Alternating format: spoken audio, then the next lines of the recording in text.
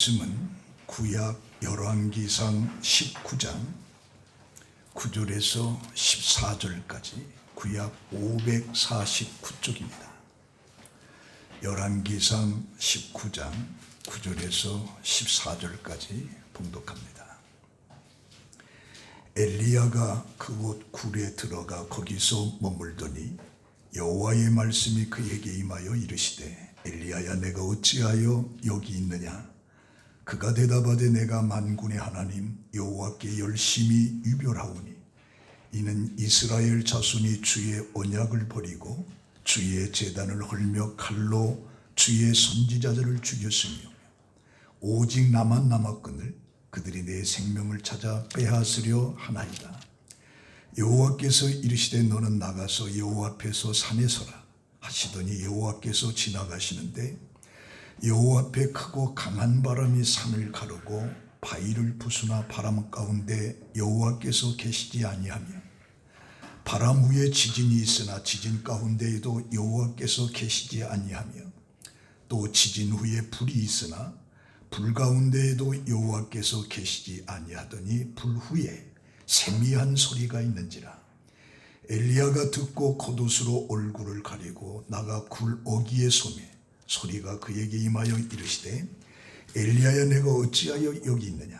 그가 대답하되 내가 만군의 하나님 여호와께 열심히 유별하오니 이는 이스라엘 자손이 주의 언약을 버리고 주의 제단을 헐며 칼로 주의 선지자들을 죽였으며며 오직 나만 남았거늘 그들이 내 생명을 찾아 빼앗으려 하나이다. 아멘.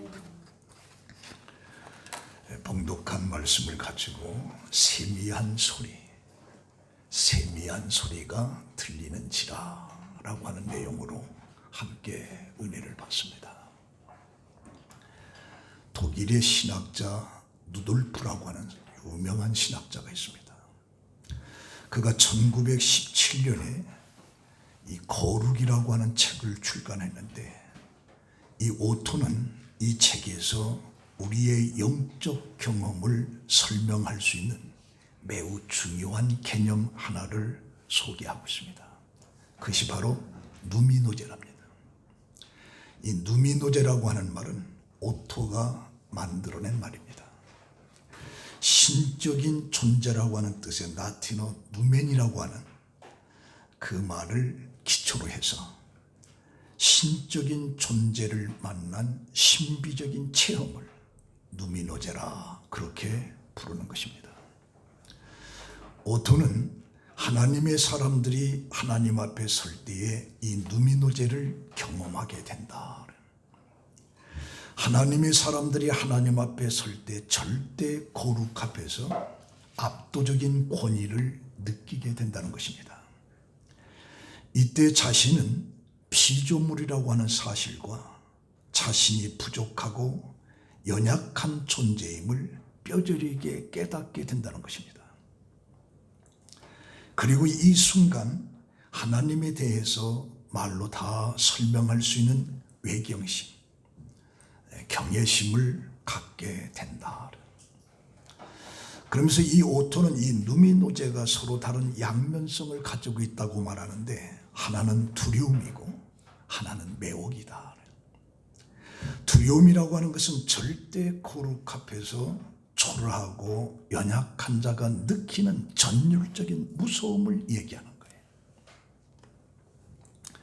그리고 매혹이라고 하는 것은 그 두려움 속에서도 자신을 향한 관심과 배려를 느끼는 행복한 이끌림을 말한다라고 오토는 말하고 있습니다.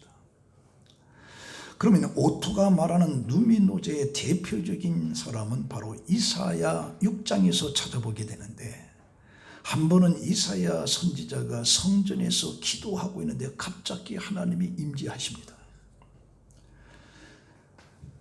그리고 하나님의 높인 틀린 보좌가 하나님이 앉으셨고 그 옷자락이 성전에 가득하게 드리워지면서 천사들이 왕래하면서 찬양하는 소리가 거룩하다 거룩하다 거룩하다.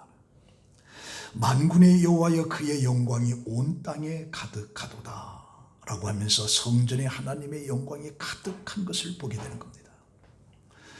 그때 이사야는 너무 두려워서 이렇게 말합니다. 화로다 나여 망하게 되었도다. 나는 입술이 부정한 사람이요 나는 입술이 부정한 백성 중에 거주하면서 만군의 여호와의 왕을 배웠음이로다.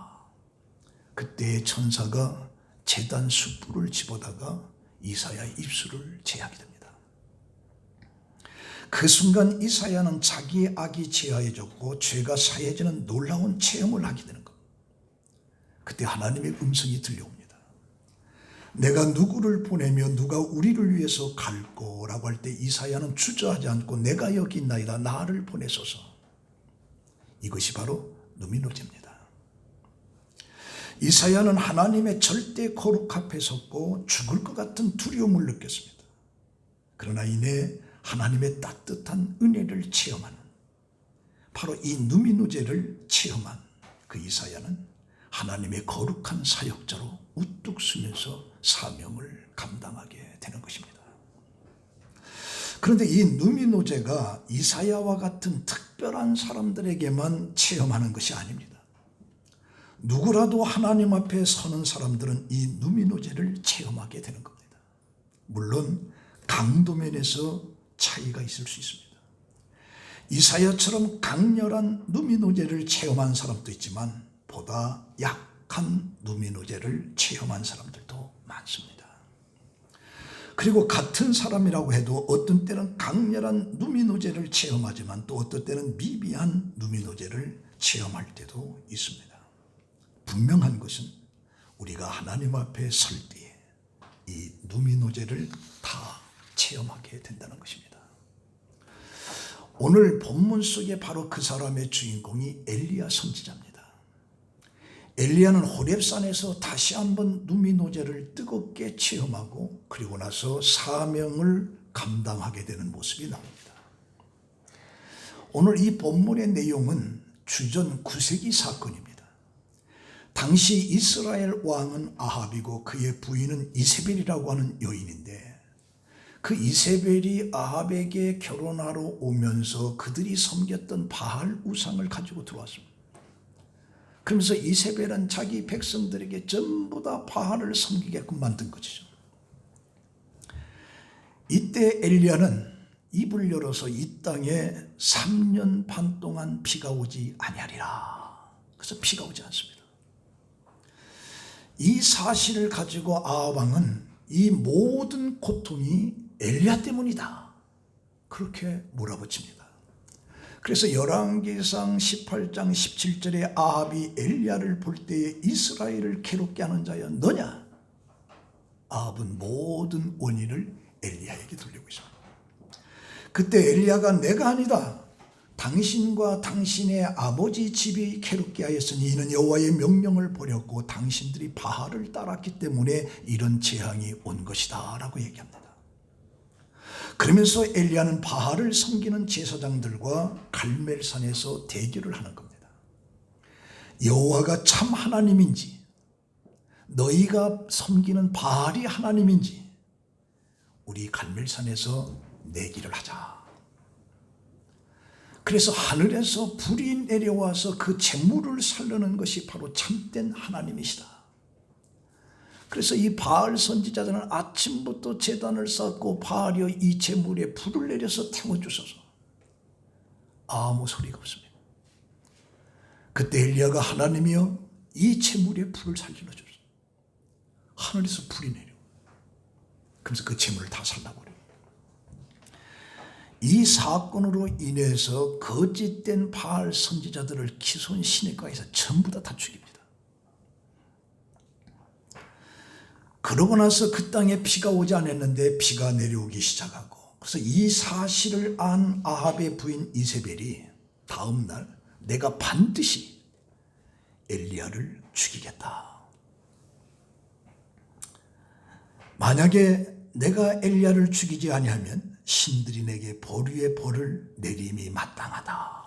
이 말을 듣는 순간에 엘리야에게는 두려움이 찾아오면서 부엘세바까지 도망을 갑니다.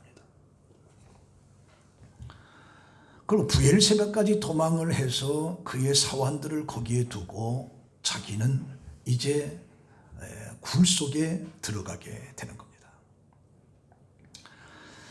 그래서 이제 한 노덴나무 아래에서 이 엘리야는 죽기를 자원하는 겁니다. 여호와여 넉넉하오니 내 생명을 거두시옵소서. 내 생명을 거둬주시옵소서. 그러고 잠이 든 거예요. 그때 천사가 나타나서 엘리야를 쓰다보면서 먹어라 하고 눈을 떠보니까 거기에 떡이 있는 거예요. 그 떡을 먹고 다시 또 잠이 들어요. 그때 천사가 다시 또 엘리야를 깨우면서 이것을 먹어라. 그리고 이것을 먹고 40일간 주야로 호렙산을 향해서 가. 그 40일간 호렙산에 가서 글 속에 누워 있는 것입니다. 그때에 하나님께서 엘리야에게 엘리야야 내가 어찌하여 여기 있느냐 하고 질문을 한 거죠. 그때 엘리야는 내가 만군의 여호와께 열심히 유별하오니 이는 이스라엘 자손의 주의 언약을 버리고 주의 제단을 헐며 칼로 주의 선지자들을 죽였고 주님 이제 나만 남았습니다. 다 죽고 나만 남았습니다. 나만 남았다라고 말하는 그 엘리야에게 그 엘리야는 자기 혼자만이 바알 숭배에 저항하는 하나님의 선지자로 유일하게 자기 자신만이 남았다라고 하는 자기 상황을 쭉 얘기하면서 엘리야가 얼마나 영적 싸움으로 고통을 당했는가를 보여주고 있는 겁니다. 55세 된 남편이 병으로 죽습니다. 그러자 미망이는 슬픔과 절망에 빠진 채 고통하다가 극심한 우울증에 걸리고 그러다가 1년이 지난 어느 날 스스로 목숨을 끊고 맙니다.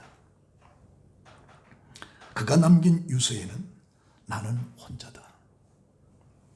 내 곁엔 아무도 없다. 나는 그의 곁으로 가고 싶다. 그이가 나를 기다린다. 라고 하는 내용을 남기고 자살을 한 것입니다. 그러나 사실 그녀는 혼자가 아니었습니다. 그에게는 대학에 다니는 딸이 있고 직장에 다니는 아들이 있습니다. 그리고 그 옆집에는 이제 시집 식구들이 있어요. 조금 떨어지면 친정 식구들이 있어요. 그 이웃들이 있어요.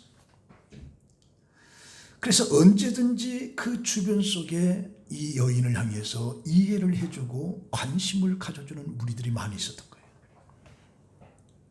그런데 그녀는 나는 혼자다. 나는 홀로 남았다.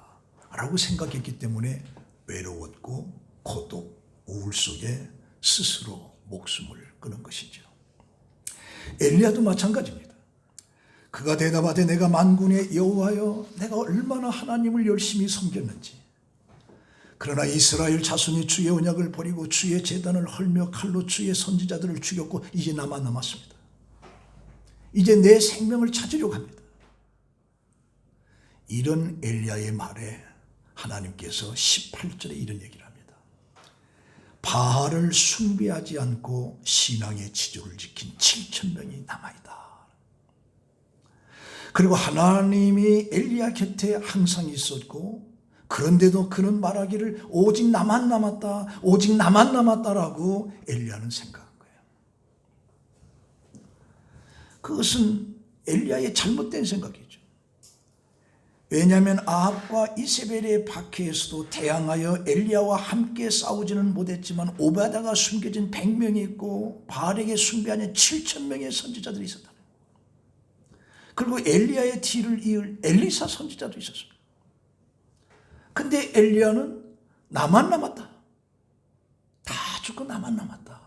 이렇게 생각을 하게 된 것입니다. 사람은 무엇을 어떻게 생각하느냐에 따라서 삶의 방향이 결정되고 행복과 불행이 갈라집니다. 우리 인간의 뇌는 약 세포가 1,000억 개 정도가 신경세포로 구성이 되어 있습니다. 그 신비함이라고 하는 것은 그 복잡성이라고 하는 것은 상상을 초월하는 세계예요. 여러분들 고래라고 하는 것이 뇌 무게가 8,000g이 됩니다. 그런데 그 체중에 비해서 2,000분의 1밖에 되지 않아요. 뇌가. 이 코끼리도 5,000g이라고 하는 건데 그의 몸에 비하면 2,000분의 1밖에 안 됐습니다. 근데 사람의 뇌는 1,500g이에요. 체중의 40분의 1 정도가 뇌로 된 거예요. 이게 다른 동물에 비해서 무게가 아주 큰 것이 인간의 뇌인 겁니다. 오른쪽 뇌는 직관과 감성과 예술 분야를 그리고 왼쪽 뇌는 언어와 수리, 분석, 논리적인 면을 담당하게 됩니다. 그러나 제 아무리 뇌를 연구해도 그 정체와 신비를 아는 것은 1% 미만이라고 그래요. 지금 뇌에 대한 연구가 활발히 움직이고 있습니다. 그래서 과학자들은 이 뇌를 소우주라고 하는데 이 뇌세포가 한 번에 생겨나면 다시 그 세포는 불어나지 않고 재생되지 않는다는 거예요. 그리고 50세가 되면은 약 10만 개 이상의 뇌세포가 하루에 매일 죽습니다. 10만 개 이상. 그래서 늙을수록 죽어가는 자의 그 뇌세포가 자꾸 줄어드는 거죠. 그래서 전문가들은 이 뇌세포를 놀리지 말고 자꾸 써야 뇌세포가 죽고 뇌가 쪼그라드는 것을 막을 수가 있다. 근데 거기에 결정적인 것이 뭐냐? 나는 혼자다. 나는 홀로다. 나는 아무도 없다라고 하는 이 생각하는 것이 뇌세포를 죽이는 비결이라는 거죠.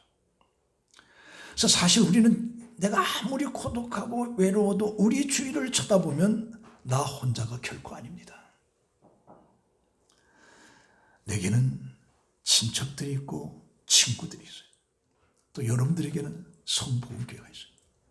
성보험교회는 여러분들을 놓고 우리 권사님들이 항상 기도해요. 저도 집사람하고 저녁 9시면 가정재단을 쌓으면서 여러분들 놓고 전부 다 기도합니다. 하나님은 또 마태복음 28장에 우리와 함께 하신다라고 하는 임마누엘 하나님 우리와 함께 하신다. 세상 끝날까지 내가 너와 함께 하신다. 그러니까 고독과 고통 속에 외로움 속에 혼자 있는 것이 아니라 우리 주위에는 하나님이 계시다는 거예요. 그리고 여러분들에게는 교회가 있습니다. 기도해주는 교회가 있습니다. 교회가. 결코 혼자가 아니다는 얘기죠. 근데 오늘 이 11절에 보니까 여호와께서 나만 있다라고 하는 엘리야에게 너는 나가서 여호와 앞에서 산에 서라. 하나님의 명령이 들리는 거예요. 그리고 여호와께서 그 엘리야 앞에 지나가시는데 여호와 앞에 크고 강한 바람이 산을 가르고 바위를 부수는 엄청난 바람이 엘리야 앞에 지나가는 거예요. 그런데도 거기에 하나님이 계시지 않았어요. 또 지진이 일어나는데 그 지진 후에도 하나님은 계시지 않았어요. 그 다음에 불이 있었습니다. 그러나 불 가운데도 하나님은 계시지 않았는 거예요. 그러고 난 다음에 세미한 음성이 들리는 겁니다. 강한 바람과 지진과 불 가운데서도 하나님의 음성을 들을 수 없었으나 이런 징조가 다 지나간 다음에 하나님의 음성이 들려지게 되는 것입니다. 여기에서 사실 엘리야는 큰 어떤 충동을 받게 되는 겁니다. 왜 그러냐? 크고 강한 바람이 산을 가르고 바위를 부수는 엄청난 그런 파워 속에 하나님이 나타날 줄 알았어요. 이건 어떻게 보면 이 엘리야가 갈멜산에서 하늘에서부터 불이 내려오면서 재물을 살르면서 그 선지자들 전부 다 죽이는, 그리고 그 땅에 비가 오는 이 사건을 통해서 강팍한 아합과 이세벨 모든 백성들이 하나님 앞에 손을 들을 줄 알았어. 그러나 아무도 변하지 않은 거예요. 이거에 대한 엘리야는 충동을 느낀 거예요. 실망이 느낀 거예요. 하늘에서 불이 내려와서 재물을 살르고 참된 하나님이라고 하는 걸 증명해주고 그 거짓 선지자를 전부 다 죽이고 3년 6개월 동안 비가 오지 않던 그 땅에 비가 오게끔 하는 이 엄청난 기적 앞에 모든 사람들이 무릎을 꿇을 줄 알았어요. 아무도. 오히려 나타났던 건 뭐냐? 이세벨이 내가 너를 죽이겠다. 그러니까 그 순간에 실망이 들어오면서 부엘세바로 도망을 가요. 40일을 거쳐서 호렙산 굴 속에 들어가 있는 거죠. 그 지진 속에서도 불 속에서도 전혀 변화가 없었어요. 그런데 그 뒤에 세미한 음성이 들려오는 거죠. 이제 기대할 수 있는 모든 것을 내려놓고 한 가닥의 희망의 줄을 내려놓을 때 그때 하나님께서 치유의 손길이 오신 거예요. 이때 세미한 하나님의 음성을 듣게 돼요. 이게 누미노제예요. 모세가 이스라엘의 최고의 지도자로서의 평가받은 인물입니다. 그는 바로 정책의 시브리 사람 중에 태어난 남자아이는 다 죽여라고 하는 명령에 나일강에 버려져서 바로의 딸 공주에 의해서 40년 동안 궁궐 속에서 호화롭게 모든 학문을 배우면서 그는 살아간 거예요. 그때 내 민족 시브리 사람을 위해서 내가 무언가를 해야 되겠다라고 하는 마음이 솟구친 거예요. 그래서 애굽 사람이 시브리 사람을 갖다가 괴롭히는 그 장면을 보고 애굽 사람을 죽이는 거죠. 이게 탄로가 나서 미디안으로 도망가서 미디안 광야에서 장인 집에서 40년 동안 목동으로 80세에 이르게 되는 거예요. 젊었을 때의 꿈, 욕망 모든 것이 다 사라졌어. 이제 나는 끝났다. 이제 모든 것은 다 끝났다. 그때 호렙산 가시던 물에서 하나님께서 모세를 부르는 거죠. 이것이 바로 모세에게 누미노제입니다. 누미노제. 그러니까 모든 것을 다 내려놓고 이제 끝났다라고 할 때 하나님의 임재를 체면은 누미노제의 체험이 있는 거예요. 제가 어렸을 때 수영을 못했는데 강가에 가서 여기서 저까지 건너간다고 살살 가다가 갑자기 푹 빠지는 거예요. 내 키가 너무 가요. 그때 그냥 손을 후들면서 살려달라 하는데 3번을 제가 오르락내리락 했어요. 올라갔다가 다시 푹. 근데 3번째는 내 스스로도 이제 끝났다. 더 이상 손을 허저길 힘이 안 나고 그냥 물속에 쭉 들어요. 근데 누가 나를 탁 긁고 나온 거예요. 그래서 물을 얼마나 하면 배가 이렇게 불려요. 근데 살아난 거죠. 근데 사실 물속에 빠졌을 때 금방 건지면 둘 다 죽습니다. 그 사람이 힘이 빠졌을 때 그때 건져야 되는 거예요. 한 번 할 때는 내가 살 것이기 때문에 그냥 꽉 붙잡히냐 그 사람도 죽는 거예요. 근데 나를 살려준 그 사람이 그걸 아는 거예요. 나는 이제 모든 걸 다 끝났다 라고 할 때 탁 그치우니까 제가 쑥 빠져나와서 오늘 이렇게 설교하고 있는 거예요.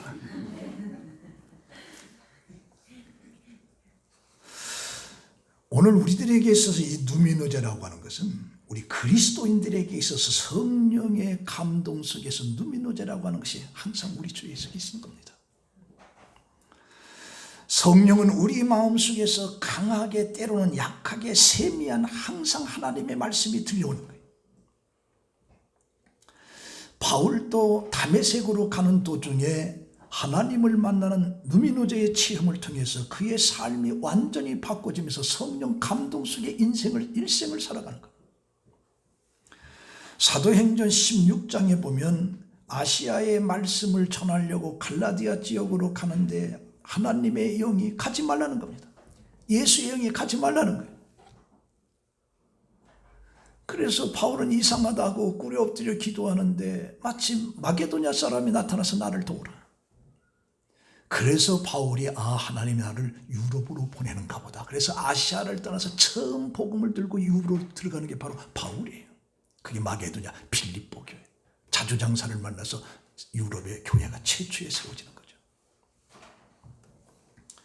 사도행전 23장에 보면 노마의 죄수의 몸으로 가는 도중에 유라굴루라고 하는 풍랑을 만나서 전체가 다 죽을 지경인데 그때 하나님께서 나타납니다.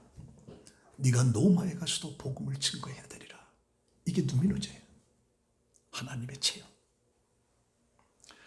사도행전 10장에 보면 기도하려고 베드로가 지붕에 올라갈 때 그 시각이 6시더라. 마침 황홀한 중에 하늘문이 열리면서 한 그릇이 내려. 그걸 주워 먹으라 그래요. 나는 부정해서 먹지 않겠다. 이게 3번이 보냐 3번이. 그래서 하나님께서 내가 깨끗하다라고 하는 네가 왜 더럽다고 하느냐? 먹으라 그래. 그때 마침 고넬료가 보낸 사람들이 문을 두드리고 누구냐 그래? 베드로를 찾습니다. 왜 그러냐? 우리 주인이 당신을 초청했습니다. 그때 하나님께서 염려하지 말고 따라가라. 그래서 고넬료 가정에 복음이 증거되면서 그 가정에 구원받는 역사가 일어나요. 이게 바로 누민호제예요. 사도행전 8장에 빌립 집사가 사자의 음성을 들으면서 너는 빨리 광야로 가라 그래요. 그 빌립이 광야로 갑니다. 그때 마침 에디오피아 내시가 예루살렘에 갔다가 자기 집 고국으로 돌아가는 광야에서 마차에 만났는데 그게 이사야 53장을 읽는데 이게 무슨 말인지 알 수가 없어요. 그때 성령이 빌립에게 가라. 그래서 내시에게 가서 네가 읽는 게 무슨 뜻인지 아느냐? 나에게 알려주는 사람은 내가 어떻게 하느냐? 그때 빌립이 그 말을 설명을 쫙 하면서 예수의 복음을 증거하는 거예요. 그때 내시가 나에게도 세리를 주라. 그래서 그 광야에서 세리를 주라. 이게 바로 누민호제예요. 그런데 중요한 것은 이 누민호제 세미한 하나님의 음성을 듣는 데 있어서 이게 사단이 주는 것인지 내 생각인지 분별을 할 줄 알아야 돼요. 분별을. 제 경험을 한번 얘기해 드리겠습니다. 1974년도 9월 달에 제가 신학교에 들어가서 이제 2학기에 들어서 이제 성화산이라고 하는 곳에 기도하러 들어갔어요. 내 친구하고. 그때 강한준 목사하고 같이 갔었습니다. 그래서 월요일 날 가서 우리 금요일 날 하산하자.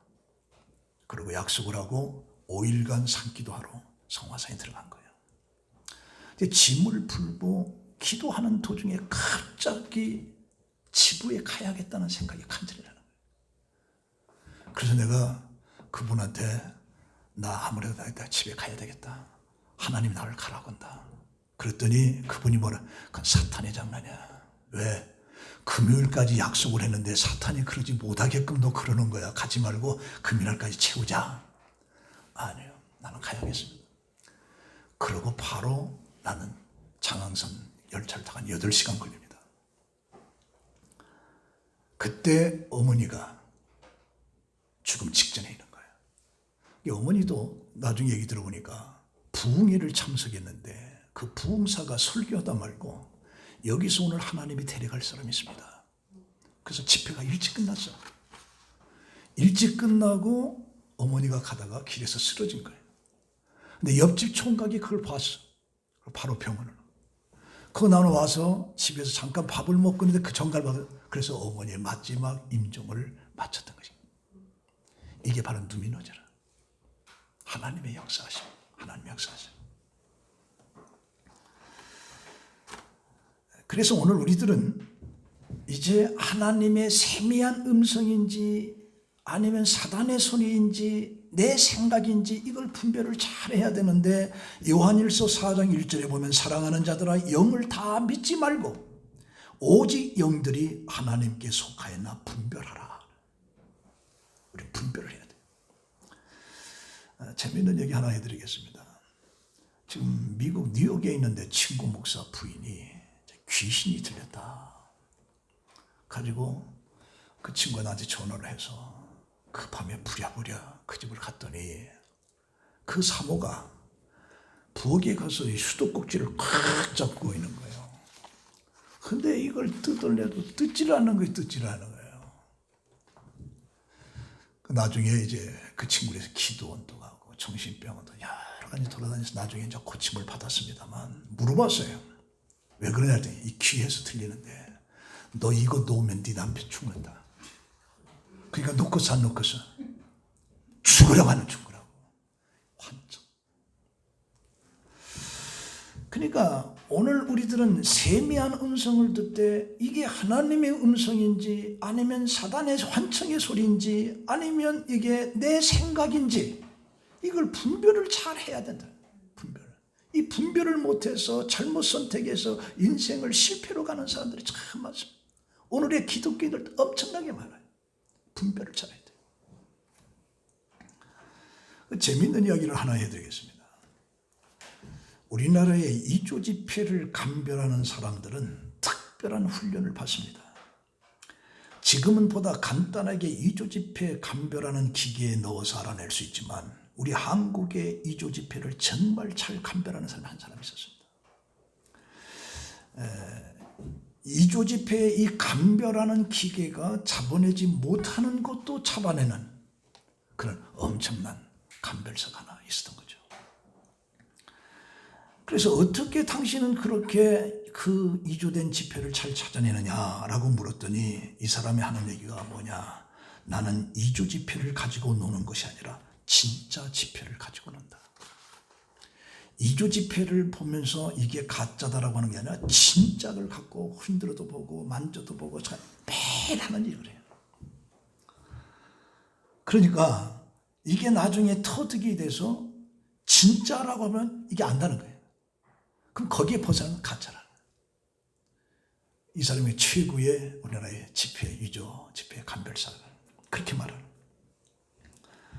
그러니까 진짜 지폐에 대한 감각을 완전히 발달시켜 놓으면 가짜라가 금방 드러난다는 거예요.